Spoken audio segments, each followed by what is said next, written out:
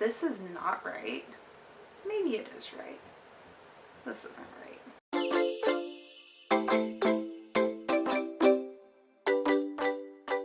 Hi guys, welcome back to my channel.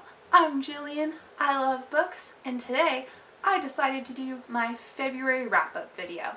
February was a month. It was a month, okay? Unfortunately, that means I only read 7 books, which is not bad. It's not bad. It's not great, but it's not bad. Also, another unfortunate note, I do not have the physical books with me. I took them back to San Diego. I went home last weekend, which was super exciting, but I needed to take those books home so I could have room here for new books to read. But I will be inserting pictures here right next to my cute little teddy bear. He's a little Darth Vader Build-A-Bear. So my first book I read in February was One of Us is Lying by Karen M. McManus.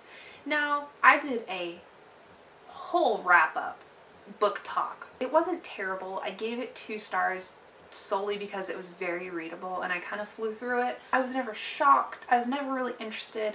I didn't feel invested in the characters, and so for that reason I only gave it 2 stars.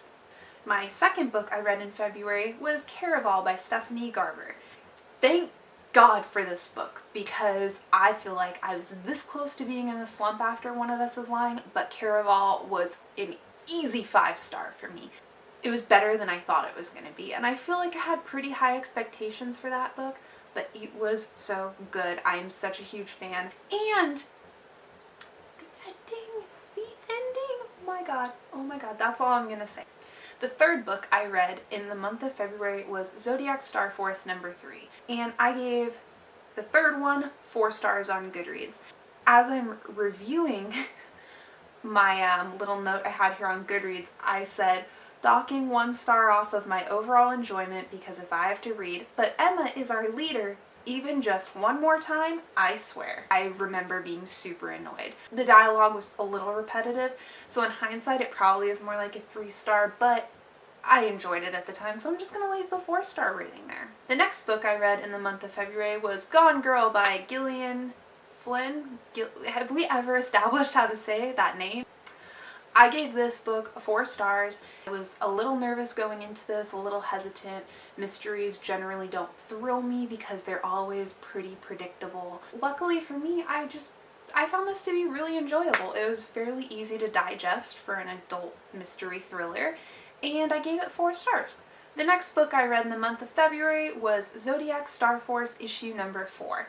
Now this one, unfortunately, I gave 3 stars. If I remember correctly, again, it was like the dialogue was just weird, choppy, and uncomfortable. But the thing I liked about this series as a whole was the artwork, because you guys, when I was little, Sailor Moon was life, okay? I thought I was Sailor Mars, okay? The characters and the art all felt very reminiscent about Sailor Moon. Unfortunately, I got a little too caught up in trying to remember the characters' names. Names were just yelled throughout like the dialogue boxes. Overall, the series was okay. I gave it, like, as a whole, 3.5 stars. The next book I read was Little Monsters by Kara Thomas. It is so hard to impress me with thrillers, and for some reason I just keep gravitating towards that genre. Little Jill will never get it. I gave that book 5 stars. I don't want to spoil anything. You should go into this book without knowing anything. That book, oh, it was so good. It was so good. And the last book I read in the month of February, unfortunately, was Staggs by M.A. Bennett. I gave this book 2 stars on Goodreads. Probably should have been 1 star. It is literally advertised as a psychological survival adventure that will shock readers. I'm sold instantly because, again, I gravitate towards these books that I know will not shock me. My huge problem with this was just like the extremely awkward dialogue. Luckily, I saved some of the quotes from it that were my favorite, so I would just like to take a moment of your time and read some of these great excerpts, okay? We all crowded round the phone and watched YouTube into the early hours until we fell asleep right there in Shafine's room.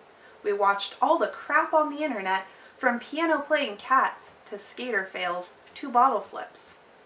We watched try not to laugh challenges, mannequin challenges, and 24-hour challenges. We watched vines of people dabbing and animals sneezing, and tons of memes.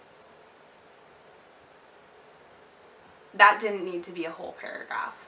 I feel like the author wants us to know she's cool and hip. Here's another good one. His dark hair was all bedhead messy and falling all around his face. I thought, completely irrelevantly, how handsome he was. Some feminist Greer. And all that time, after everything that had happened, all I was thinking, and I realized that for a BuzzFeed feminist this doesn't paint me in a very good light, was that what I would really like would be for someone to carry me up a mountain like that. Ever seen Brideshead Revisited? Remember that freaking, yes, freaking huge house with the fountain and the dome and the massive servants' wings and stable blocks and the thousands of windows and dozens of pillars? Oh my god, holy run-on sentence. I like to think of myself as a strong feminist girl, but since Henry had invited me to the Longcross, I'd been letting the sisterhood down a bit by obsessing about what I would wear. Yep. So I'm just going to leave you with that. Reading those quotes has enraged me to the point where I'm probably going to go back and re-rate that book a 1-star because it was not good and I'm really pissed I ended February on it. So anyways, guys, those were the books I read in the month of February. It was not a great reading month. Not terrible, but not great. Thanks for watching. Let me know what your least favorite book you read this month was, and I will see you in my next video. Bye, guys! I hear a love song playing in my head like ooh, ooh. I hear a love song circling around, oh ooh, ooh. Sweet melodies playing over and over again.